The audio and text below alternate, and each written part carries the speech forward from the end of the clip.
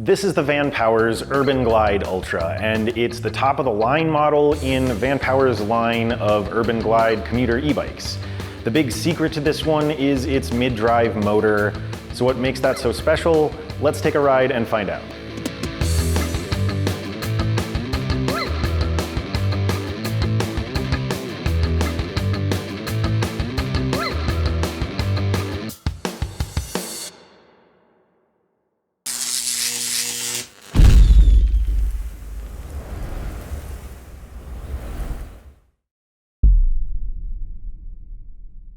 As always, please hit that subscribe button and the notification bell before we jump in.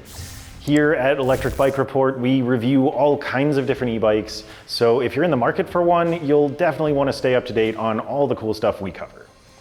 I don't want to beat around the bush though, the UrbanGlide Ultra here is a super fun bike. As you can see, it has a really clean and sleek step-thru frame. There are two frame sizes, and it comes in two colors. There's lava red and then the gunmetal blue that we have here. As the highest tier version of the UrbanGlide, the Ultra is a class 1 e-bike, so it offers pedal assisted speeds of up to 20 miles per hour, and it doesn't have a throttle, but pedaling can feel almost effortless because it has a super powerful 500 watt Bafang M600 mid-drive motor. Bafang designed this motor for use with electric mountain bikes and electric cargo bikes, so it packs enough power for handling pretty tough environments or hauling a lot of weight. The UrbanGlide isn't made for either of those things, but it still gets the benefit of that extra power. For perspective, most of the mid-drive commuter bikes we've tested have used 250 or 350 watt motors, and they've done very well, but with an extra 150 to 250 watts, I found that the UrbanGlide had absolutely fantastic acceleration and really great hill climbing ability. The motor uses a torque sensor, which is incredibly responsive. It delivers power immediately, and it adapts almost instantaneously to changes in pedaling. In my opinion, it has just a straight up top-notch feel when you're riding. It kind of makes you feel like you're Superman, and it's awesome. The motor was one of the biggest highlights for me, but another thing was just the overall comfort level of the bike. I really enjoyed the feel of the ride. It's cushioned by a suspension in two places.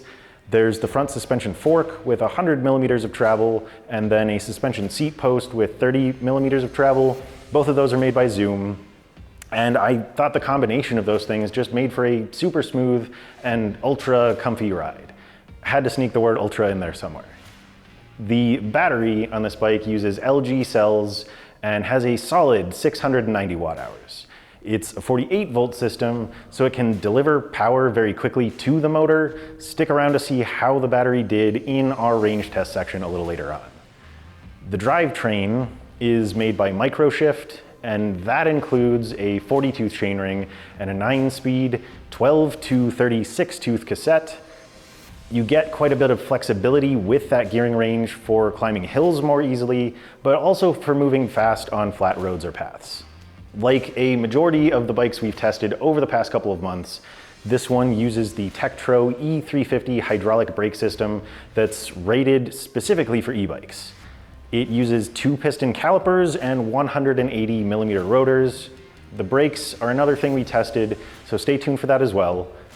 The tires here are 27.5 by 2.2 inch street tires that are made by Kenda. The saddle is made by Velo. There are fenders, there's a rear cargo rack with 55 pounds of carrying capacity, and there are lights on both the front and the rear of the bike. The Vanpowers website says that the taillight should function as a brake light, but the one on ours did not.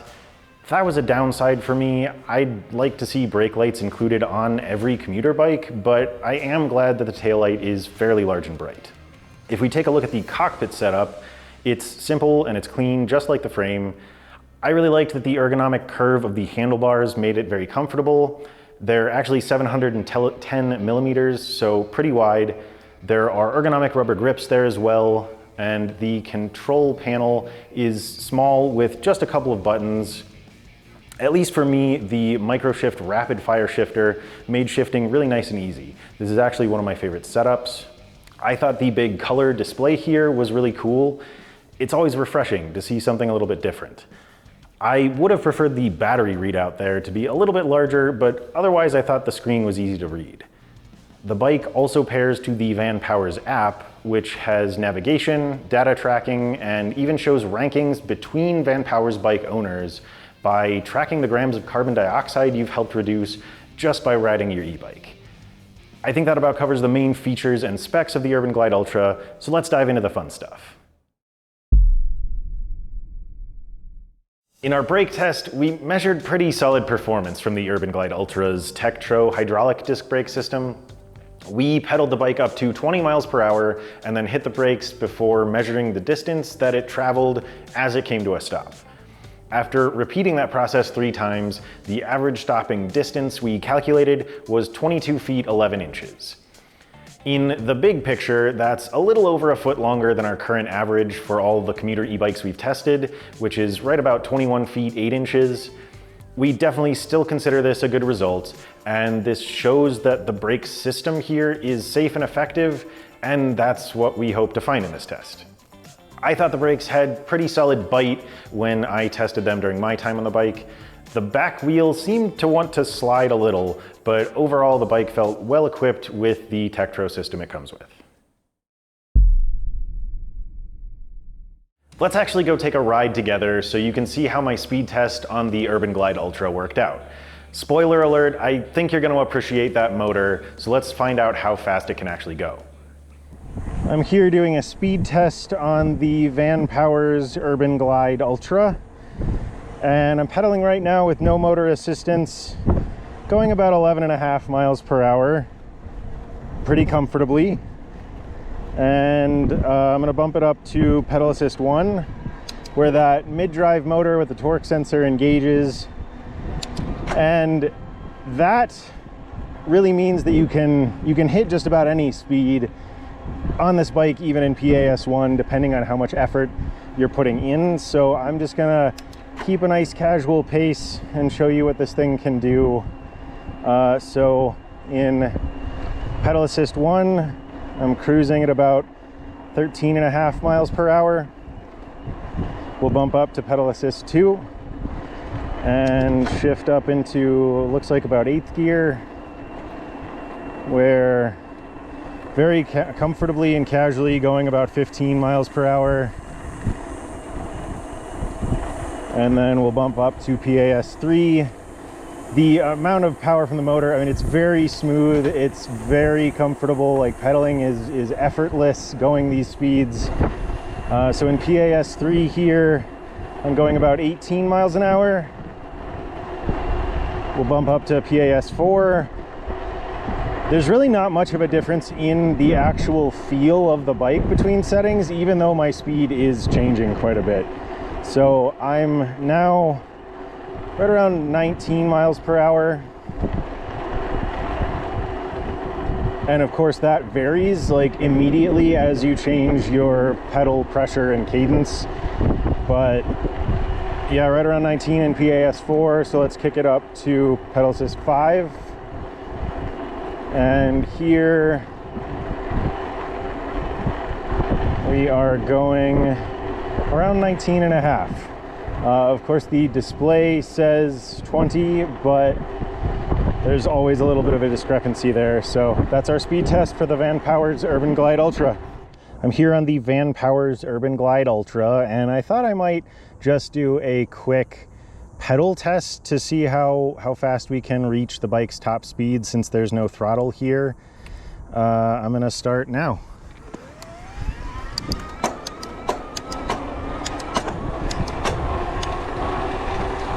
And we're there.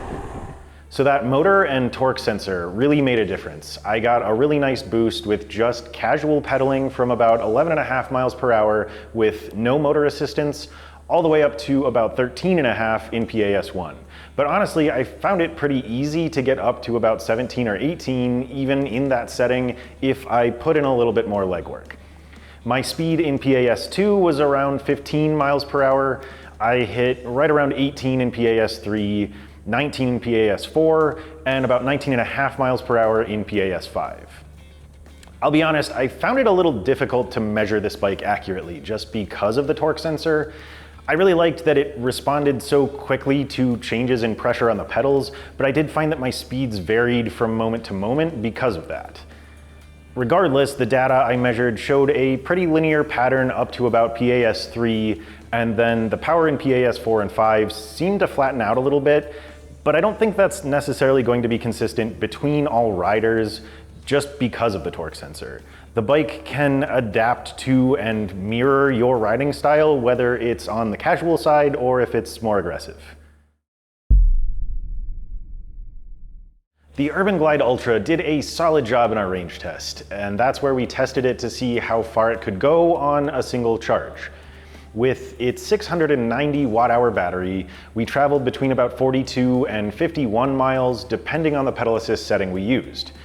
The bike is advertised with a range of up to 70 miles, and even though we clearly measured a big difference there, I actually think the bike did well for its specs. Couple of things to consider. As I said, that motor is made for much more demanding environments and uses, so it's naturally going to eat through battery power faster because it's putting out quite a bit more of that energy.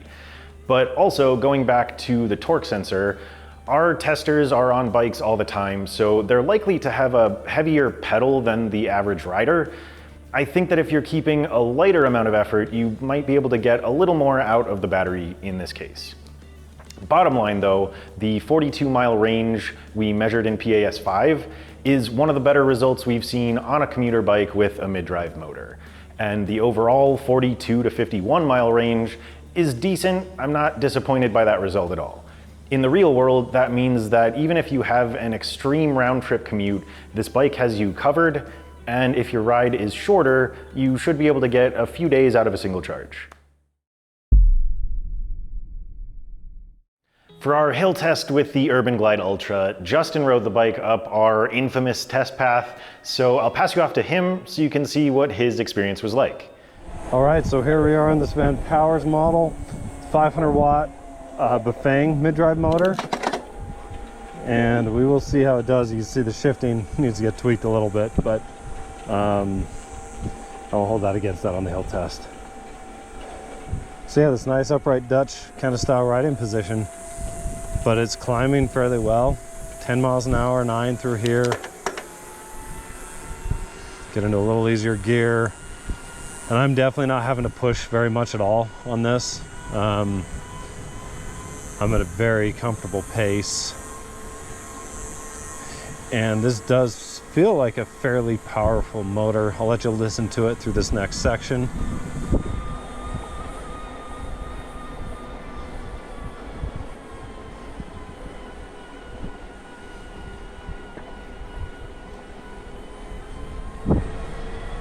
So I'd say the Bafang motor has a slightly higher pitched whine to it. You can hear it working, but I personally wouldn't call that annoying.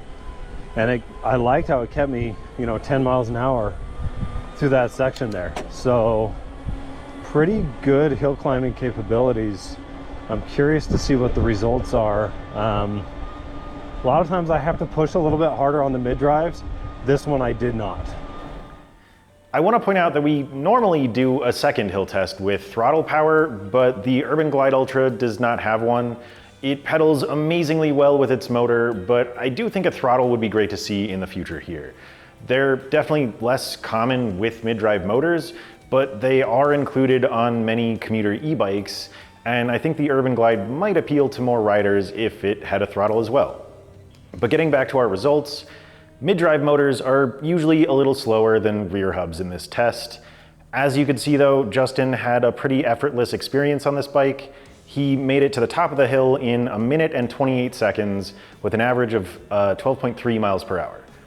That's a great result for a mid-drive motor. We've seen a few bikes with better times, but not many. Most just didn't have the same power that we have here. This motor has a peak potential output of 864 watts, and it's capable of a whopping 120 Newton meters of torque. In layman's terms, that means it has plenty of force to get moving quickly and conquer even the most challenging hills. I want to show you a little more of what it's like to ride the UrbanGlide Ultra. Let's take another trip outside and talk about its ride quality. Let's talk ride quality on the Vanpowers UrbanGlide Ultra here. It's a commuter bike, so you know it's made to go long distances very comfortably. It's got two frame sizes, a small and a large. This one is the small, which I'm technically a little tall for, but I was able to get a nice fit here because of the adjustable stem. You see I have it set pretty high right now for an upright posture, but you can adjust that if you want a little bit more of a lean, but you know, set your handlebar height, your reach, rotate the handlebars if you need to. But coming back to comfort, there is a suspension fork and a suspension seat post on this bike. Both are made by Zoom, and we'll come up to an area here where you can see them work a little bit. They do a really nice job of soaking up those bumps. Very comfortable ride. And then good handling, nice wide handlebars, and then 27.5 inch by 2.2 inch Kenda street tires. And then of course you have the Bafang mid-drive motor with a torque sensor that, you know, just responds almost immediately to changes in your pedaling and how much effort you're putting in. Plus you have then 5 pedal assist settings, of course, with different levels of power. So let's jump back and talk about those things in a little bit more detail. I've talked a lot about the motor already, but that torque sensor really did feel spectacular. The speed at which it was able to respond made it pretty easy to forget that I was riding an e-bike, at least until I checked out the speedometer. There is one potential downside to high-powered mid-drive motors that I want to bring up real quick. We didn't specifically have any problems here, but in the past we've seen some mid-drives with high torque output cause unusually rapid wear on the cassette. To avoid that, it's a good idea to downshift and reduce your PAS setting when you're coming to a stop. This practice reduces the torque applied to the chain and spreads out that force a little bit more on the cassette, so it should help to keep your parts in good shape. I have to say I was pretty impressed with all of the adjustability on the UrbanGlide. Our test bike was a small size, which I'm technically too tall for going by the sizing guide. I'm 5'11". It still fit me pretty well, and that was just largely because of that adjustable stem. The overall comfort level of this bike is fantastic though. It's definitely one of the best I've ridden in that department, and that's helped out a lot both by the suspension fork and the suspension seat post. You get a really smooth ride with both of those, but even the handlebars and grips stood out a lot to me with comfort and also with control. I've got to say, I think Vanpowers knocked it out of the park with this one. For me, the UrbanGlide Ultra delivered on a really awesome experience, and I really don't have anything bad to say about it other than I wish it had a throttle. I guess there's also the brake light issue, but again, I'm at least happy to see a headlight and tail light. The UrbanGlide did a solid job in all of our tests. The brakes stopped the distance within our expected range of distance. It was a breeze to pedal uphill. It delivered a lot of power and speed in all of its pedal assist settings, and it gave us a really practical amount of range in our range tests. Personally, the overall comfort level and the powerful motor were my two favorite elements of the bike. Those things made it really fun to ride and really easy to stay on it for a long time. I would happily recommend the UrbanGlide Ultra to anyone looking for a bike to tackle the morning commute, especially if you've got a lot of hills between home and work. But I think it's an equally great choice for anyone who's simply looking for a powerful, responsive, and comfortable bike to ride. I think you'll have a lot of fun with this one. If you want to take a closer look at the UrbanGlide Ultra, we'll leave a link to the Vanpowers website in the video description. And if you decide to purchase one, please do use that link to help support our channel. It doesn't cost anything extra, but it does let us know that you appreciate what we do. I hope you found this review informative and hopefully entertaining. Feel free to drop us a line in the comments section or check out my written review with more info on the bike. We'll put that link in the video description as well. Thanks for coming along for a ride. I'm John with Electric Bike Report, and this is the Vanpowers UrbanGlide Ultra.